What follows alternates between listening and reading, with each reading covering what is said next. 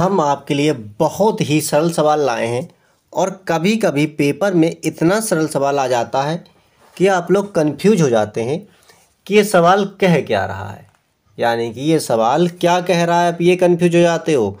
जैसे कि यही सवाल है, ये कह रहा है कि संख्या 144 के अभाज्य गुणनखंड में अभाज्य गुणनखंडों की घातों का योग ज्ञात कीजिए। अब आप चक्कर में पड़े होंगे, तो सबसे पहले इसका अभाज्य गुणनखंड निकालिए। ये कह रहा है अभाज्य गुणनखंडों में, तो 144 है। अब 144 आप बुद्धिमान हो भाई तो निकाल लो, हमारी तरह कमज़ोर हो तो वैसे निकाल लो। तो लास्ट में 4 है, 2 से कटेगा तो 14 का आधा 7, 4 का आधा 2, फिर 2 आ गया तो 2 से कटेगा, 2 तिया 6, मतलब 72 का आधा 36 होता है।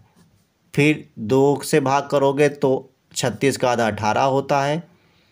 फिर 2 से भाग करोगे तो 18 का आधा 9 होता है। अब आपको 9 को काटना है, 2 से तो कटेगा नहीं, 3 से कटेगा तो 3 तिया 9, और फिर 3 का 3 एकन 3। क्या रहा है? अभाज्य गुणनखंडों में अभाज्य गुणनखंडों की घातों का योग, यानी कि अभाज्य गुणनखंड देखिए क्या है, इसमें 2 और 3 है। तो 2 कितनी बार है? 1 2 3 4, 4 बार है, तो 2 की पावर 4 गुणा 3 कितनी बार है? 3 है 2 बार, तो 3 के ऊपर 2। अब देखिए बहुत सरल सवाल क्या कह रहा है कि अभाज्य गुणनखंडों की घातों का योग, इनका योग ज्ञात करना है, यानी इनको जोड़ देना है। तो 4 और प्लस 2 कितना हो गया? 6 हो गया। बस यही उत्तर हो गया हमारा, यानी कि डी वाला हमारा सही है। बताइए कितना सरल था। अब आप कंफ्यूज होंगे कि करना क्या है। सेम देखिए इसी प्रकार से एक और सवाल है, वो थोड़ा हटके है।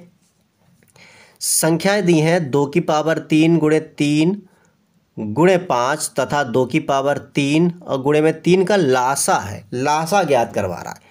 तो ध्यान दीजिए लासा कैसे निकालते हैं। लासा निकालने का तो वैसे बहुत सरल तरीके हैं, लेकिन हम बता रहे हैं अभी आपको कि पहले ये गिनती लिख ली, 2 के ऊपर 3 गुणा 3 और गुणा 5। दूसरी संख्या लिख ली, 2 के ऊपर 3 गुणा 3 और आगे तो कुछ है ही नहीं। हम आपको बता दें कि लासा का नियम होता है एक, कि कामन पद पहले लिख लो। कैसे लिखो? कामन पद। देखो ध्यान से, पूरा सेम कामन आ रहा है, 2 के ऊपर 3 तो 2 के ऊपर 3। वैसे तो और भी तरीके हैं, लेकिन यहाँ पर जब संख्या सेम है तो देखो, तो 2 के ऊपर 3 2 के ऊपर 3 पूरी कामन हो गई। फिर सिंगल 3 दोनों कामन हो गए। उसके अलावा ये देखो अभी हुआ है लासा, सॉरी मासा। अब बची हुई संख्या भी साथ में गुणा में लिख लो।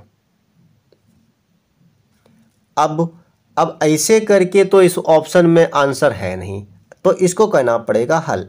2 के ऊपर 3 है, यानी 2 है 3 बार। अब कहोगे कैसे?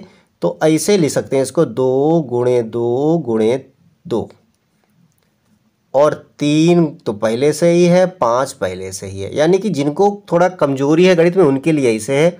अब क्या आएगा?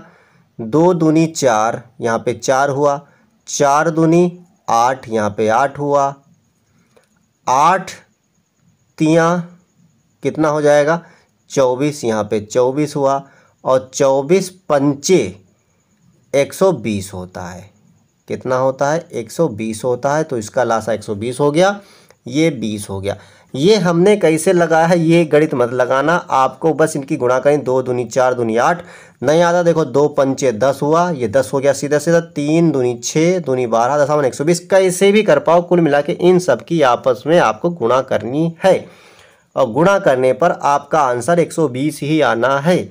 और जब 120 आना है तो हमारे ऑप्शन को सी सही होना है, या 120 जहाँ पर भी वो ऑप्शन सही होना है। तो कैसा लगा सवाल? यदि अच्छा लगा हो तो लाइक शेयर कमेंट करें। फिर मिलते हैं अगले वीडियो में।